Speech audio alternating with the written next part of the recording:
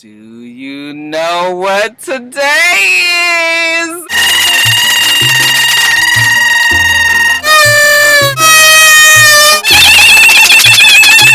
Go Rocky, go Rocky, go Rocky. I had party poppers, but they said to use them outside. I was afraid it was gonna fuck up the inside of my car. Go Rock Stars!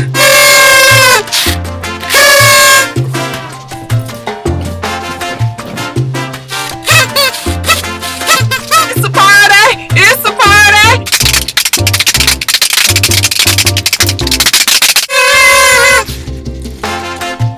Go Rock Stars! Go Rock Stars! That's right, Rock Stars. We've been at this since May 10th of 2012, and 6.5 or so years later, we still at it. Y'all still rocking with your girl. Child, where are my clappers at? All right. That's enough, child. I am tired already. Ain't even did the damn video yet. Look, before I get started on this video, let me just say to all of the rock stars out there, I thank y'all so much. Like I said, y'all been rocking with me really since 2011, but Top of the Blogs became a phenomenon on this channel. Probably my best watched video. And I just love it because we have a good time with it. We laugh, sometimes we cry, sometimes I piss you guys off, sometimes you guys don't agree with me, sometimes you agree with me, but you are always supportive, and I sure enough appreciate it. We had to do a little celebratory, you know. Y'all got these damn balloons yesterday, and they have been in this car for a day because the stupid Party City by my job in Tucker, I went there to order them ahead of time, and they come telling me that they don't have any helium. What the fuck, you a Party City and you don't have helium? So I thought I wasn't going to be able to have my nice little idea, and then I just went to the Camp Creek Party City, shout out to everybody over there, and got these balloons last night, and have had them in the car all day today, and just trying to get them, you know, just trying to keep them, you know, together back here. Yeah, you guys, I thought I had to add a little ambiance to the situation, but we got to get serious real quick. Top of the Blogs, let's get to it.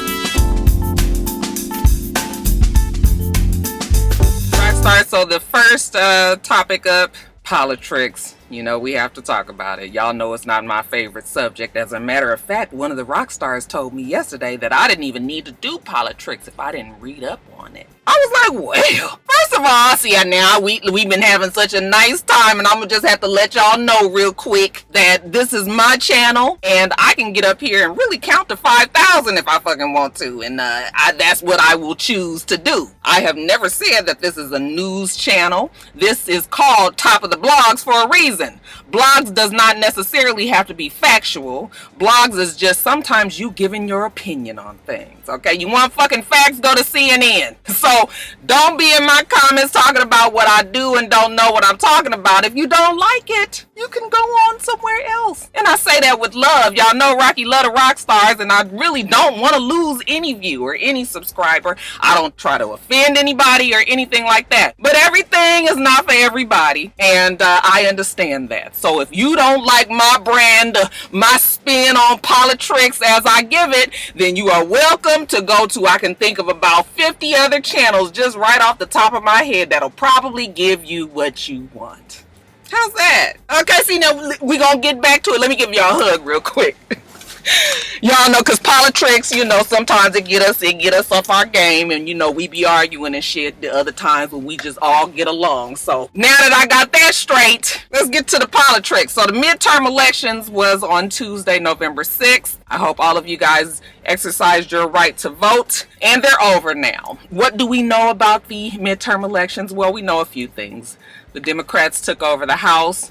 The Senate will remain in the Republicans' control. We are still waiting to see if Stacey Abrams and Andrew Gillum will have a runoff in their respective states, which is Georgia and Florida. As of now, they are still counting absentee votes, absentee ballots, y'all. Excuse me, I'm out of breath from all that fucking carrying on this earlier. They're still counting absentee ballots. They're still trying to do provisional ballots, and even though Andrew Gillum has conceded the race to DeSantis. That does not mean it's legally binding. That race still could very much go into a recount, runoff, or whatever, and we'll see what happens there. As far as Georgia, it's the same situation. Stacey Abrams did not concede because she's determined to make sure that all of the votes are counted. So we're still kind of lingering, waiting around to see what happens in those two states. I was so heartbroken, though. I really wanted Stacey Abrams to just kind of do it.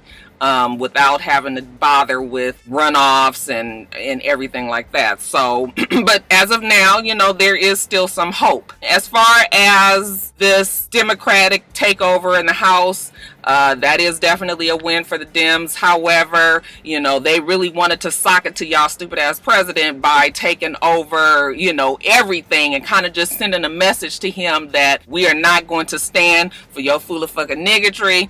But it didn't happen that way. If anything, these elections should kind of let you know where people stand in their lives, what their opinion is, and what they feel will benefit them as a whole. Let's talk about white women voters who have who continue to vote out of their interests. I believe they said over 50% of white women voted for y'all stupid ass president, even though, you know, it was very clear on where he stood on women's rights issues, abortion, Roe versus Wade. He's going to roll that back. White women still did vote and put him into office. Okay, 2 years later, that sentiment still has not changed. When you look at some of the states where there were big time races, 51% voted for DeSantis instead of Gillum.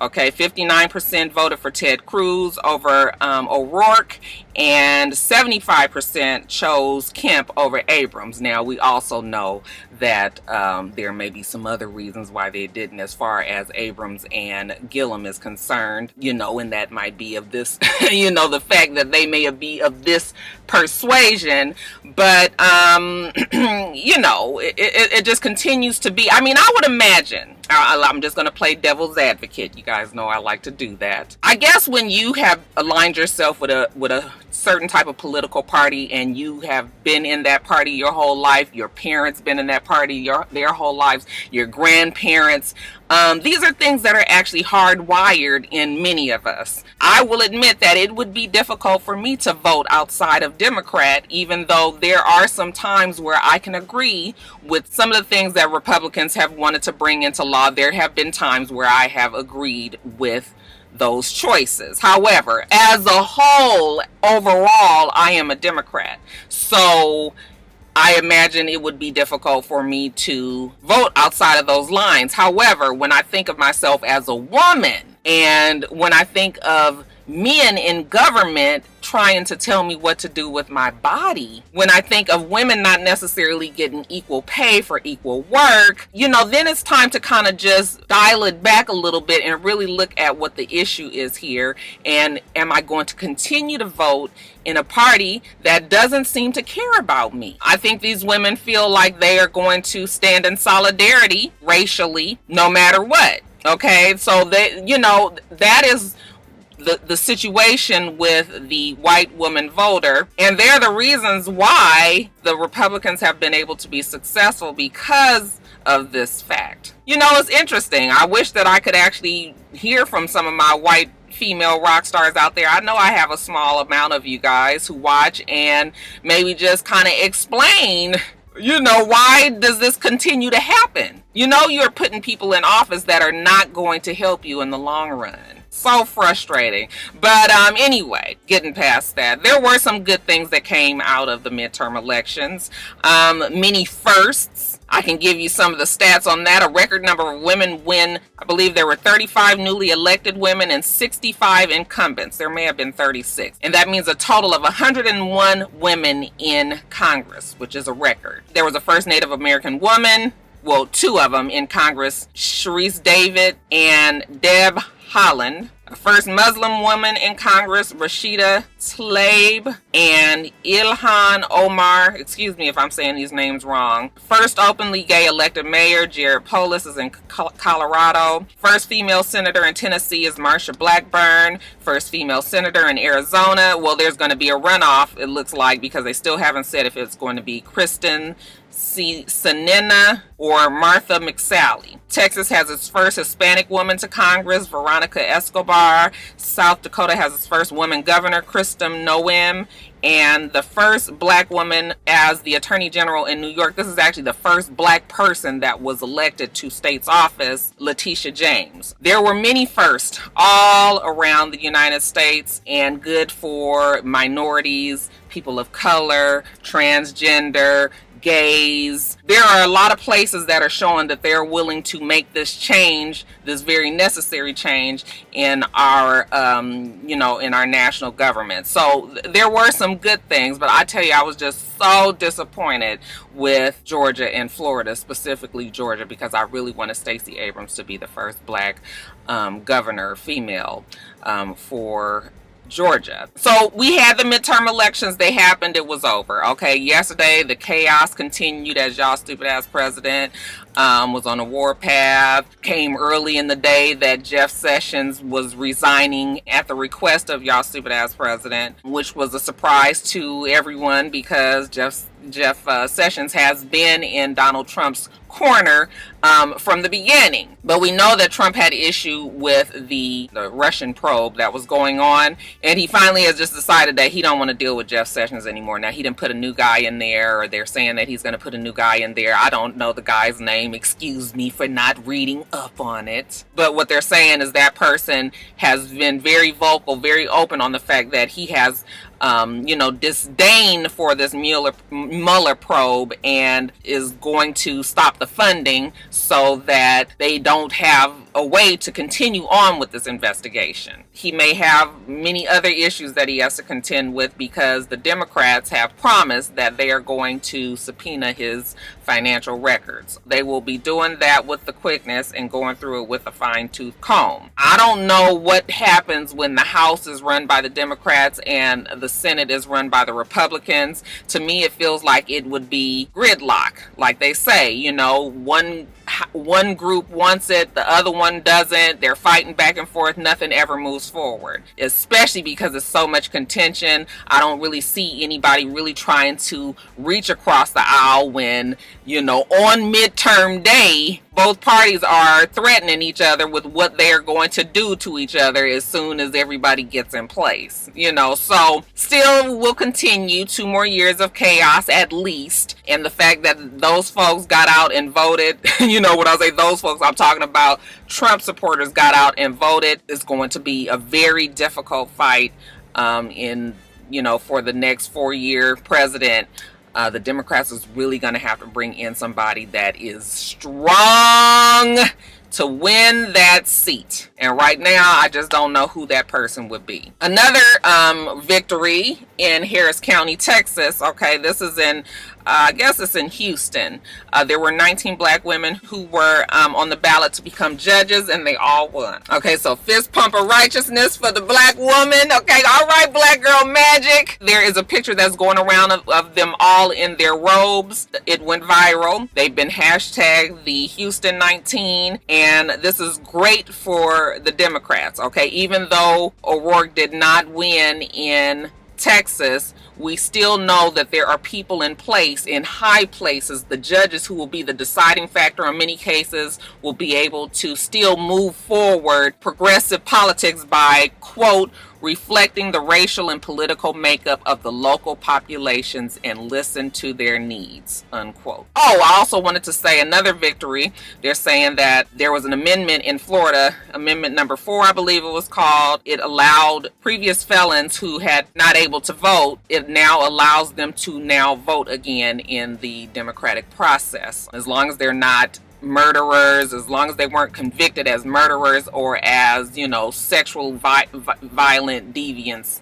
Other than that, they are able to vote as long as they've completed their time. So that is a major victory because in Florida, there was a disproportionate amount of blacks who were not able to vote. I think they said somewhere over 400,000 $400,000. 400,000 people were excluded from the voting system, and that's roughly 17.9% of the black population down there in Florida. So that is a big difference. And just imagine if all of those people were able to vote, not saying that they all would vote for Andrew Gillum, but that would have definitely made a difference in this recount and trying to figure out who did and did not win this race. So there were some wins.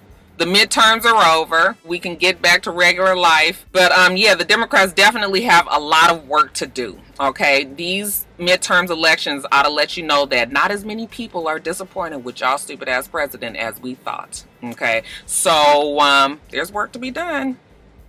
We'll see what'll happen.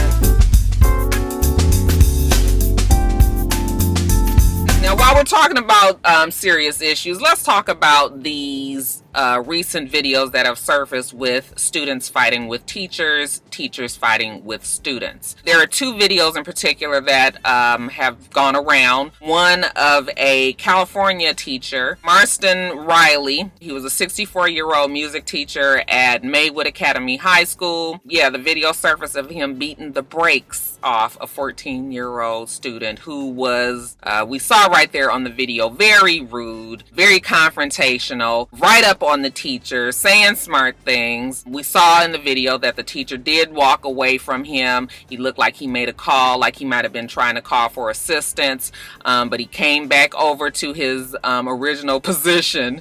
And when the boy just kept on talking, I think they said that, I couldn't really hear what he was saying, but they said something that the boy kept saying something like, my nigga this, my nigga that. I believe that he was Latino. So he's saying my nigga, and he's saying things about Mr. Riley, and Mr. Riley just snapped. Okay, reached out and hit the boy in the jaw, and then it was on. The boy did back up, run over in the corner almost, was trying to post up, but he lost his footing, and Mr. Riley just began to pummel him, just beating him, hitting him, hitting him, hitting him. I believe some sort of security did come in there and try to get Riley off of him, and that was a little bit of reprieve for the little boy to try to run off, but Riley was chasing after him. I mean, it was completely out of control. People were watching, videotaping. That's how we saw the video. Students were screaming, and yeah.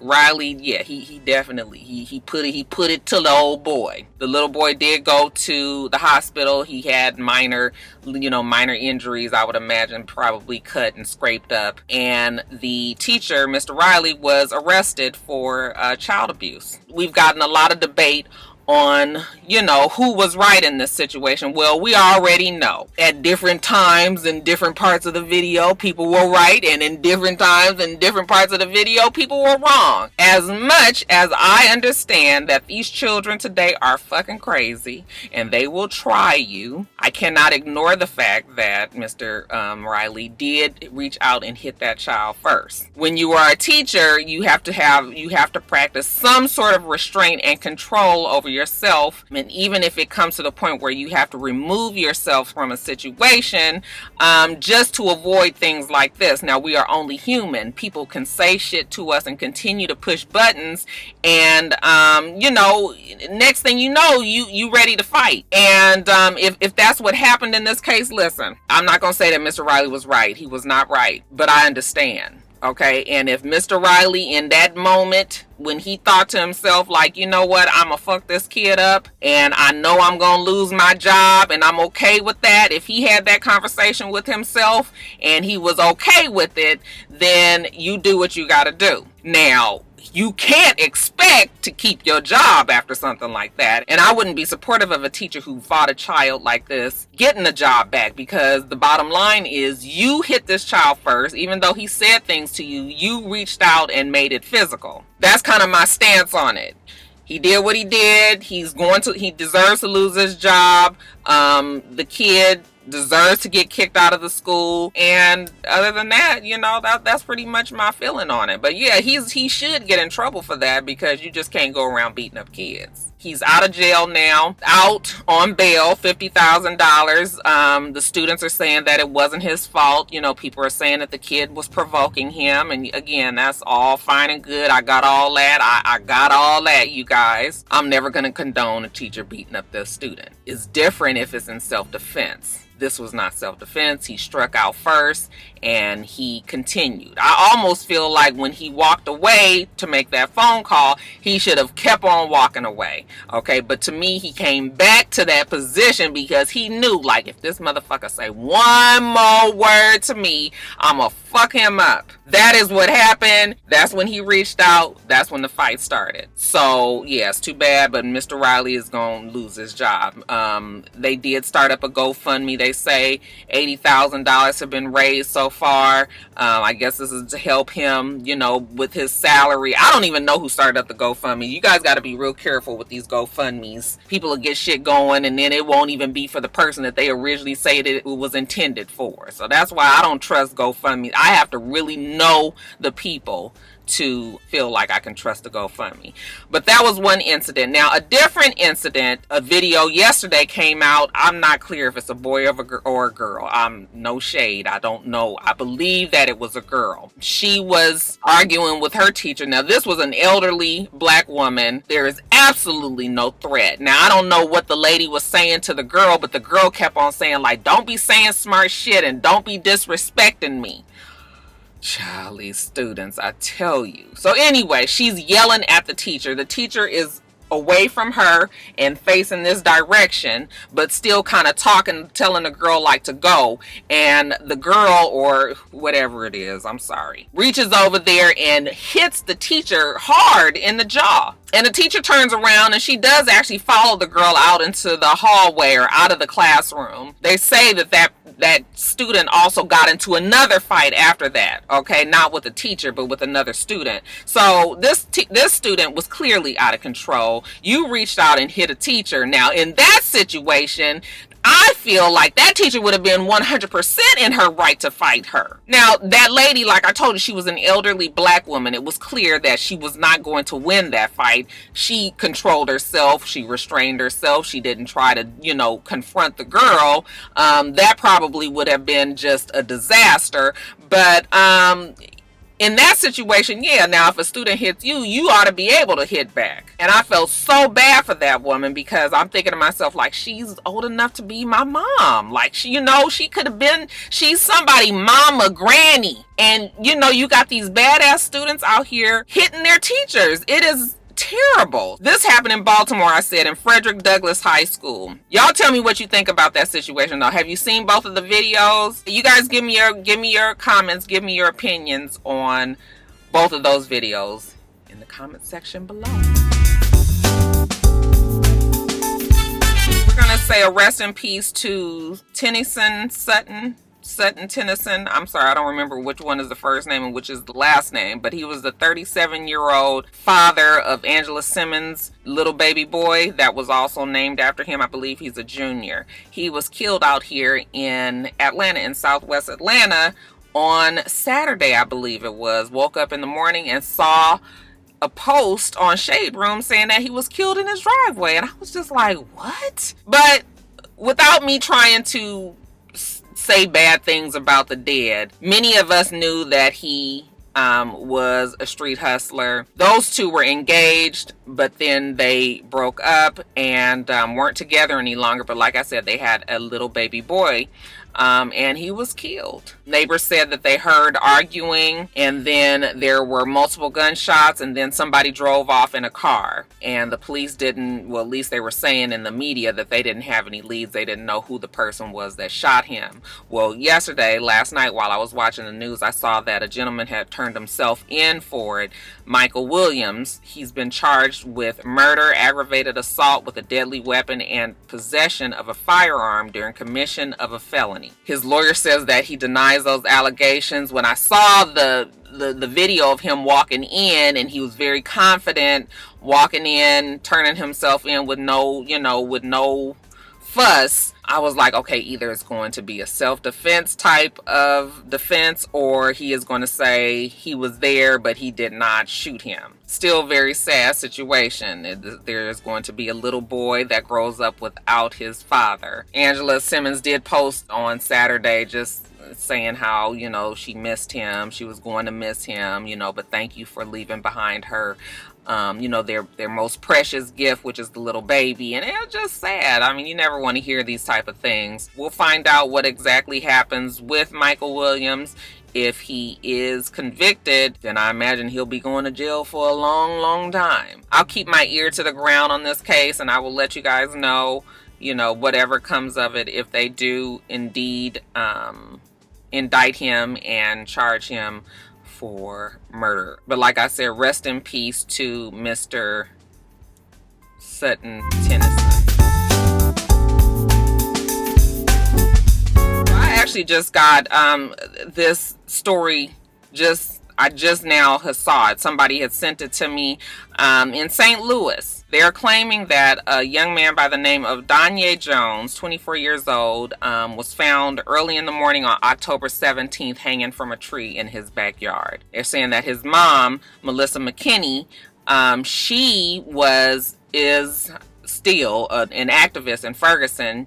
She has been practicing that activism ever since the Mike Brown killing. Her family believes that Donye Jones was lynched in retaliation for her activism in the community. Okay, the police have ruled it out as a suicide. However, the McKinney family is trying to bring attention to this case, saying that Donye was a happy young man, showed no signs of depression or, ever even saying that he was going to kill himself. So they don't believe that he would have committed suicide.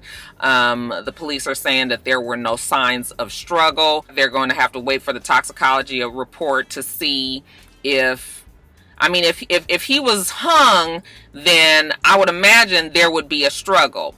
If there wasn't a struggle, then that means that they may have drugged him or something so that he wouldn't put up a fight in order for them to be able to lynch him. It's just hard to say. We have to wait and see. But the McKinney family, like I said, is trying to bring awareness to this. I have heard about sporadic lynch stories pretty much all this year. I maybe have heard about 2 or 3 or 4 of them. People will send something to me, but I'll never hear anything else about the story. So I never was sure if it was indeed a lynching or not. I just decided that I would report it, and we'll see what happens with this case. At any rate, a 24-year-old boy is dead, and I can't imagine the pain that this family would go through, especially with them thinking that he was killed. The family is trying to arrange rallies and really trying to get some steam under this story so that the big media outlets will pick it up. And again, I will just keep my ear to the ground and let you guys know what comes of it. But in the meantime, rest in peace to Donye, 24 years old. Another life gone too soon. All right, you guys, my goodness, we done had so many serious subjects, and I got all my party, my party stuff happening here, Okay, let's get to the, all right, let's talk about Omari Hardwick. So Omari was on The Breakfast Club. He was promoting his new movie, Nobody's Fool. But the conversation came up where he got into some sort of confrontation with a fan who wanted to take a picture with him when he was out on a stroll with his family. So supposedly a woman walked up to him, didn't acknowledge anybody that was around him. And you guys understand how fans are when you see somebody that you love on TV. Sometimes you are so excited to see that person that you just run directly up to them. Okay, I don't. Because I don't fuck around with asking no celebrity. I don't care who they are. They have got to be the most open and happy and inviting person for me to actually say something. I mean, the only person I have ever asked, can I take a picture with you or anything, was Aunt Nora at Old Lady Gang. And when I tell you, she was super, super open. I mean, she was walking around, she's talking to everybody, she's asking them about the food, she's commenting about your hair and your clothes, and she was very inviting. I knew that she would say, oh, of course I'll take a picture. But any other time, unless a celebrity is doing some shit like that, I'm not saying nothing, because you're not about to get me molded and make me mad, and So no, I don't approach them. But other people will make a beeline straight for the celebrity because that's who they have in their sights. Okay? So this woman walked directly up to Omari Hardwick, asked him, could she take a picture? He said, God bless you, but I am out with my family. I don't take pics when I'm with my family. She didn't understand that. Okay, really? And he says, yeah, really. And she says, really? And then he says, what, you didn't understand what I said? Now you can see where this is going to heighten. Depending on who you ask, the girl says that she walks across the street when he told her no, after she finally got it clear in her mind that he wasn't taking no picture. She walked across the street and was leaving, and then he started yelling at her like, you know, you so fucking disrespectful, and you think I owe you, and I'm with my family, you didn't even acknowledge my wife, you know, and all of this. He says that without fussing at the woman, but still commenting how people think that he owes them something just because he's a celebrity. And the bottom line is this, you guys. Celebrities do not owe anybody anything, okay? That is a job that they do, just like you and I go to our job every single day, okay? Do I believe that Omari Hardwick is an asshole? Yes, I do very much believe that, okay? Because this is not the first time that we have seen that Omari is a difficult person to have to deal with. And, you know, we probably have social media to thank for that. You know, people did give Omari Hardwick a hard time when they found out that his wife of many, many years was white. People were hard on her. They were saying that she was unattractive.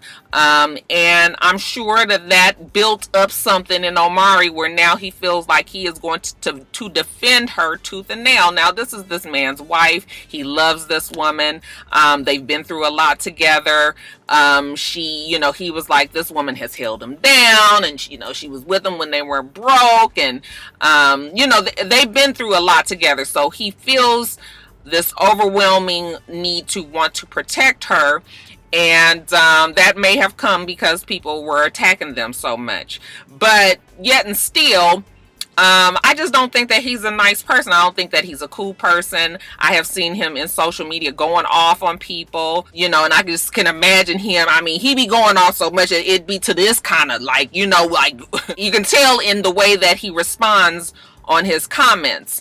And so I just want to tell everybody to just fucking leave Omari Hardwick alone, okay? He's an actor on the show. He's there to do a job, and after that, he don't want to be bothered. Now, they say that he has been at clubs. He's been at appearances, in situations where people will clearly want to take a picture with you. Okay, you're not with your family, and he still has ignored people, kept his back to the crowd, was at some club, and many, many women wanted to, see him.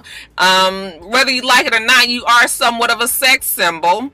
And, women want to take a picture with him, and they said that he never even turned around, never even acknowledged them. Those are the type of things that, to me, if you're a celebrity and you don't want to have to deal with your fans, then you shouldn't be in environments like that where, the confrontation could even happen. So I don't believe that celebrities owe anybody anything. However, it's not a bad thing when your fans want to take a picture with you and they are respectful and it's in an environment where it's conducive to taking pictures. I just feel like it does somewhat come with the job. These are the people that have supported you. These are the people that have put you in the place where you are. These are the people that watch your show. The reason why your show is on because people watch it. Okay. You do have some sort of, you don't owe them, but it would be cool if you would just be like, yeah, I could take a picture, 5 seconds, let's take a picture. That's it. But yeah, I just feel like he's an ass, and not necessarily a person that we need to be trying to take fucking pictures with or talking to or anything like that. Let him be Ghost on the TV and then let him go on with his life. Okay, y'all just fucking leave Omari alone. He ain't with the picture taken. Okay, what do you guys think about that situation? Did I make it clear? When he's with his family and he doesn't want to take the pictures, that's fine, but you can't, as a celebrity, think that your fans know that this woman held you down. I didn't have no money. Like, they don't know that story. All they know is they like you on TV. Okay, so you wanting to go off on everybody is just just leave him alone. That's the bottom line, y'all. Just leave Omari Hardwick alone. And then lastly, and quickies, you guys, just a couple of stories. Future and his baby mama, child, I don't even know which baby mama this is. Baby mama number 4. no, maybe baby mama number 4 or 5. Joy Chavis. Child, all this time I thought her name was Joie. Okay, but Joy Chavis, you guys know that she is the lucky soul that has Bow Wow's firstborn. She also is pregnant now for Future. She just had a shower. Future was there, and there are pictures circulating of the shower, and they seem to be very close for comfort. Some pictures look like they were hugging and then possibly looking up when somebody is taking a picture, and it just kind of looks like they were close.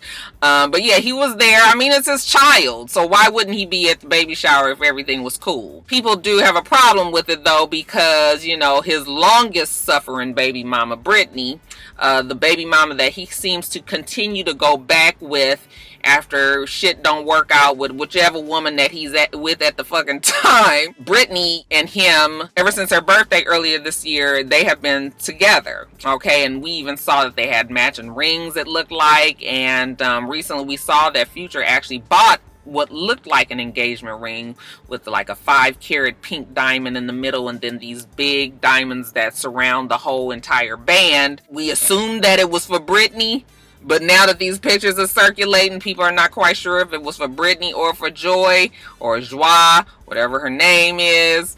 Child, you can't never tell, honey. Future's dick swings with the breeze, child. Whichever way the wind is blowing him, that's who he's with at the time. You know, I'm not quite sure what is happening with Brittany and Future and Joy and all of that. All we do know is that Future and this girl is having a bouncing baby boy, and he looks like he's going to be coming within the next month or so. You guys saw in Real Housewives of Atlanta the other day, Kandi was talking about the fact that they had 2 embryos frozen that were girls that, you know, she wanted to bring to fruition. Well, it turns out that they actually have already started the surrogacy process. And that Kandi and Todd will probably have a surrogate for this next baby. Kandi was saying that she's nervous about it. She's never done it. She doesn't know anybody that's done it. So she doesn't really know what to expect. Yet and still, it looks like they are going to move forward, make this surrogacy thing happen. I was like, child, y'all really Hollywood now. You know you Hollywood when you're talking about surrogacy. Now, Kandi is what, about 40 years old, somewhere early 40s? Maybe she's gotten to the point where she feels like she can't really hold a baby anymore, or maybe, you know, she feels like she's busy. We know that Kandi is not really slowing down, and not even for no damn baby. So let somebody else have it, and then when it comes, you know, then she'll pick up from there. But, I mean, I don't have a problem with surrogacy if that's what you choose to do. So it looks like we might be getting another little, you know, Tucker baby around soon. And then lastly, you guys, since I am remembering, I want to send a birthday shout out to one of the old rock stars. He's been around for a long time, Totb King. Okay. Happy birthday, baby boy. I also want to send a congratulatory shout out to one of the rock stars, Sherry and Keith Burnett. They got married on October 28th, okay? Oh, that one ain't, y'all. It ain't.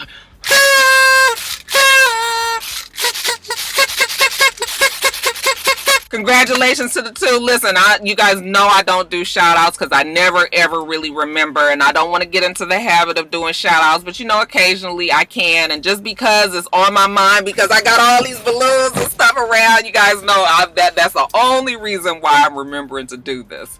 Okay, so y'all don't get in my comments and get to asking me to do a shout out every fucking week, because I'm telling you, it probably wouldn't happen. Child, I done got all caught up. But that's it. Celebrations all around, you guys. It's a party, it's a party, it's a party. Hey! Let me get off of here and get back to work.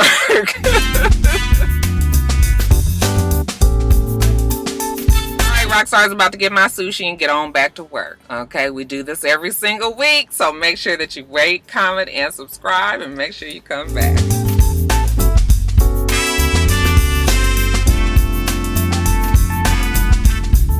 Until next time, rock stars. Bye.